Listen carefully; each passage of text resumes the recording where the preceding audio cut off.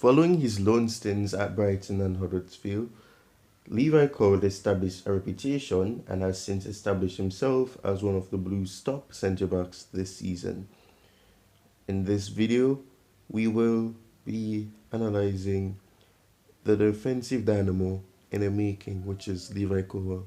So let's get down to it.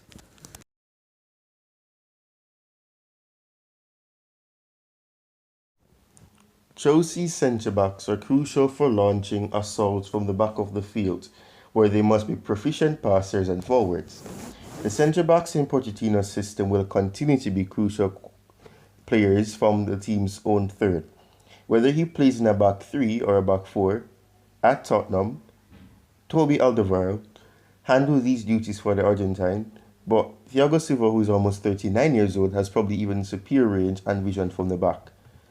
Thiago Silva, Chelsea's finest defender and organizer, is 39 years old, which is an issue.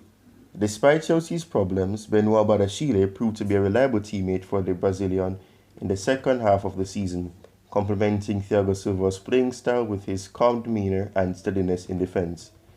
Instead of the injured Wesley Fofana, Mauricio Pochettino has another central defender who emits equal essential assurance on the ball, the absolute assurance of Levi Colwill.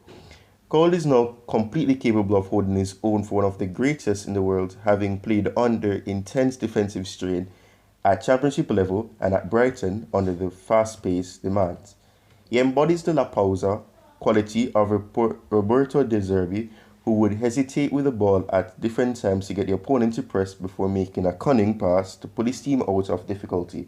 Same trait applies to choosing passes when it's necessary to rush the pass into space, assuming he can still act rationally. Colwill impresses in breaking lines and playing intelligent passes even when under duress. He is incredibly skilled at identifying even the smallest of spaces to make a ball. Only Badiashile and Thiago Silva, both Chelsea centre-backs, outperformed Colwill's 74.3% completion rate for progressive passes, while only the Brazilian outperformed his 86.3% completion rate for forward passes. This demonstrates Colwill's skill as a ball handler and his ability to keep Chelsea moving forward with their attempts to advance the ball. Every game the Seagulls played under De Zerbi's system at Brighton, their possession totals increased. Colwill outperformed every Chelsea centre-back in terms of passes into the final third, which was 8.59, and forward passes per 90 in his 17 appearances last season. He is more than capable of controlling the ball and executing such defense, cutting passes past the defense. Colwill has a great eye for the vertical pass up the field, but we haven't necessarily seen enough of him to know that he can be a dynamic switcher of play and change the point of attack through diagonal passes. Although we scout smart pass measurement is rather subjective and arbitrary, Colwill's 0.3 smart passes per 90 utterly outperformed Chalobah's 0.18 to rank as the highest Chelsea centre-back. Smart passes are frequently ones that divide defenders for centre-backs.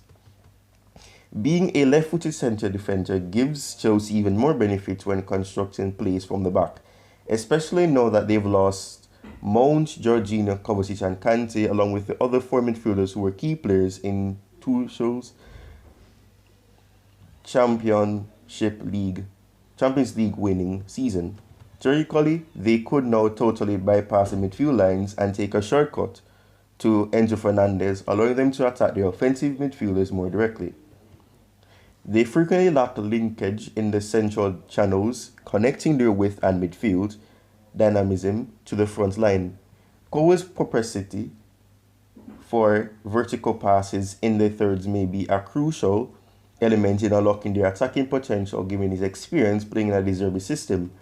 Although Colwill's numbers for progressive carries are likewise fairly high, he lacks Badiashile's level of self-assurance when dribbling the ball. For Brighton and Huddersfield, he likes to project to grace and poise with his precise passing, and this may be a wonderful complement to Badiashile's calmness when dribbling out of confined situations.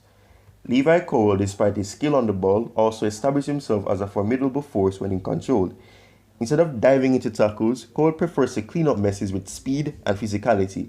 In fact, Colwill attempts just 0.59 tackles per 90, placing him in the worst 1% of players in 2022-2023. Even with Scott's possession adjusted slide tackles are set to 0. This does not apply or imply that Colwill is unable to prevail in one-on-one matches. Actually, the complete opposite. No Chelsea defender outperformed Colwill in terms of defensive victories, 71.6% to be exact, or overall victories, 66%. In the air, 63.9%, where Colwill exerted a similarly potent physical presence. Only Silva and Bardashila were able to win more. Colwill is often able to clean up problems behind his defense before having to make a tackle by deftly angling his approach to force attackers away from the goal and toward the touchline. Colwill's role was further simplified by the fact that midfielders in front of him, Caseda and McAllister at that time, had a tendency in their place. But he's also shrewd when he needs to shuffle his feet fast to avoid angles and passes when his height often helps him assess the situation. Khalidou Koulibaly had the highest rate of Chelsea centre-backs who frequently slid into challenges and went to ground with 2-point tackles per 90.